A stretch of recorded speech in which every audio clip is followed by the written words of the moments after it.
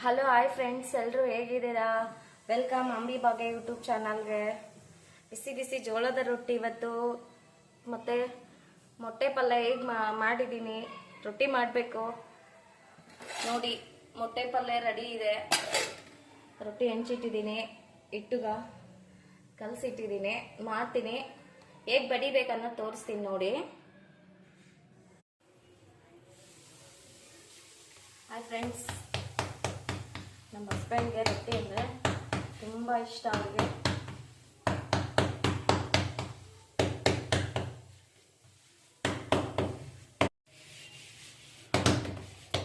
Friends, ಜೋಳದ ರೊಟ್ಟಿ ಎಲ್ಲದರಲ್ಲೂ ತಿನ್ಬೋದು. ತರಕಾರಿ ತಿನ್ಬೋದು, ಸೊಪ್ಪಲ್ಲಿ ತಿನ್ಬೋದು, ಬೇಳೆಯಲ್ಲಿ ತಿನ್ಬೋದು.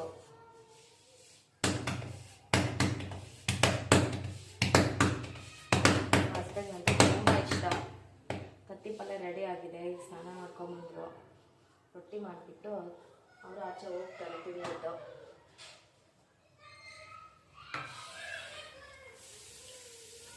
ಎಲ್ಲರೂ ಹೇಗಿದ್ದೀರಾ?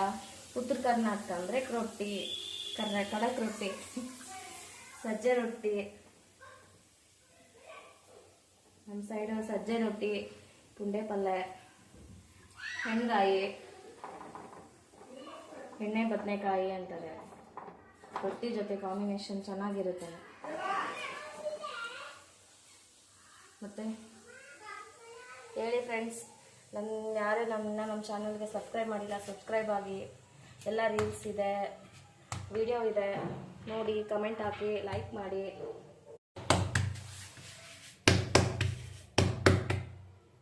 ನನಗೆ ರೊಟ್ಟಿ ಮಾಡೋದು ನಮ್ಮ ಅಜ್ಜಿ ಹೇಳ್ಕೊಟ್ಟಿದ್ದು, ನಮ್ಮ ಅಮ್ಮನ ತಾಯಿ ಅವರೇ ನನಗೆ ಕಲಿಸ್ಕೊಟ್ಟಿದ್ದು.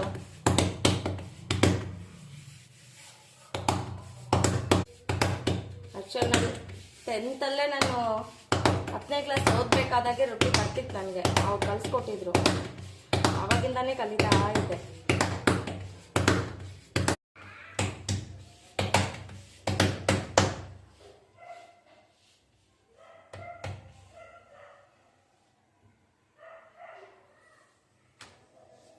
ನೋಡಿ ಫ್ರೆಂಡ್ಸ್, ನಮ್ಗೆ ಯಾವ ಥರ ಬೇಕು ಆ ಥರ ಮಾಡ್ಬೋದು.